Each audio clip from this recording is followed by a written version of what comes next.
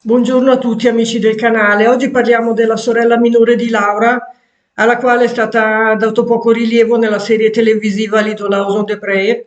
Tra l'altro per me la fanno sembrare più piccola, mentre in realtà aveva solo 3 anni meno di Laura. Ma come vedremo ha avuto una vita molto interessante ed intensa. Tra l'altro ci sono altri video che parlano sia dei personaggi veri sia della serie di libri televisiva che si sono ispirati alle loro vite, vi lascio la playlist qui sotto. Se ricordate, gli Ingalls hanno avuto Mary, Laura, Carrie, poi Charles Frederick che muore a pochi mesi ed infine Grace, l'unica delle sorelle a non avere ricordi della prateria. Gli altri figli adottivi, Albert, Cassandra e James, in realtà non sono esistiti e nemmeno dei libri. Bene, cominciamo. Carrie Ingalls è nata Caroline Celestia Ingalls il 3 agosto 1870. Carrie è solo una bambina nel primo libro, Little House in the Big Woods, ma la sua presenza e le interazioni con Laura diventano più importanti nei libri successivi dopo che Mary perde la vista. Come pionieri alla fine del 1800 la famiglia Ingalls si spostò molto, da Montgomery County, Kansas, dove Carrie nacque in una piccola capanna costruita da Pa, poi nel Wisconsin, Minnesota, Iowa, di nuovo in Minnesota e infine a Des Moines nel South Dakota, dove papà e mamma si stabilirono per il resto dei loro anni. Carrie ha trascorso i suoi anni formativi a Des Moines, ha superato l'esame di insegnante ed è diventata insegnante per un breve periodo, anche se ha scoperto che non era la professione che desiderava veramente. Dopo aver insegnato ha imparato il mestiere di tipografo quando all'età di 19 anni è diventata apprendista nello staff del Leader, il settimanale della città, che alla fine si è unito al Des Moines News.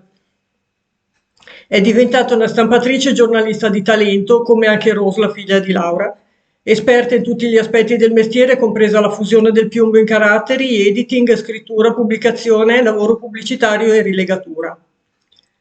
Il suo talento alla fine l'ha fatto ottenere un lavoro con El Sen, proprietario di molti giornali in South Dakota, e questo lavoro le ha offerto grandi opportunità giornalistiche e di viaggio. Un vantaggio poiché a Carrie piaceva molto viaggiare. Infatti, prima di assumere questa posizione aveva viaggiato molto, vivendo brevemente in Colorado e Wyoming tra il 1905 e il 1907, alla ricerca di un clima che le desse tregua dai suoi seni nasali e problemi respiratori. Carrie ha ritrovato la strada per il South Dakota, sentendosi riposata e più sana, dove ha ottenuto il diritto di rivendicare una proprietà delle terre indiane vicino alla città di Tobar, nel South Dakota, e ha vissuto in una piccola baraccopoli di carta catramata. Ha vissuto nella fattoria per i 6 mesi necessari ogni anno e con la sua famiglia a Des Moines il resto dell'anno. Al-Sen iniziò a acquisire giornali nelle aree minerarie e mandò Carey a gestirli.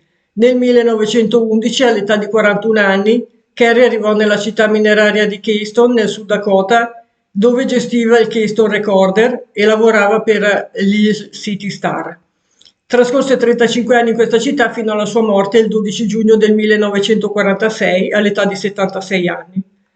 Fu a Keystone che ebbero luogo alcuni dei momenti più importanti della sua vita, incluso l'incontro e il matrimonio con suo marito, David Swayze, nel 1912 e l'educazione dei suoi 2 figliastri, Mary e Harold. Infatti il marito era un vedovo con 2 figli.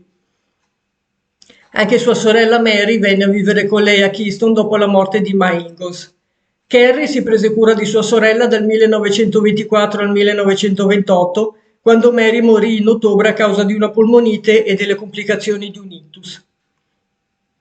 Keystone divenne famoso come il sito del Mount Rushmore National Memorial, che presenta i volti di George Washington, Thomas Jefferson, Theodore Roosevelt e Abraham Lincoln, scolpiti nella massiccia parete di granito della montagna. Il marito di Carrie ha assistito lo scultore Gazron Bolgrum nelle località di scouting delle Black Hills e il figliastro di Carrie è stato uno dei 400 lavoratori che hanno trasformato la montagna. Carrie Ingalls, la sorella Ingalls meno conosciuta, ha vissuto una vita ricca e piena ed è stata una pioniera forte e indipendente a pieno titolo. Se pensate quante poche cose potevano fare le donne all'epoca, questa è stata una famiglia decisamente moderna. Per celebrare la sua vita, il Keystone Historical Museum ospita un evento in onore del suo compleanno, in ricorso pochi giorni fa, completo di torta, limonata, oggetti artigianali che rispecchiano quelli del 1899, un divertente e festoso concorso di costumi con abiti indossati tra la fine dell'Ottocento e l'inizio del Novecento. Bene amici, anche per oggi abbiamo finito, grazie per la visione, al prossimo video, ciao, a presto.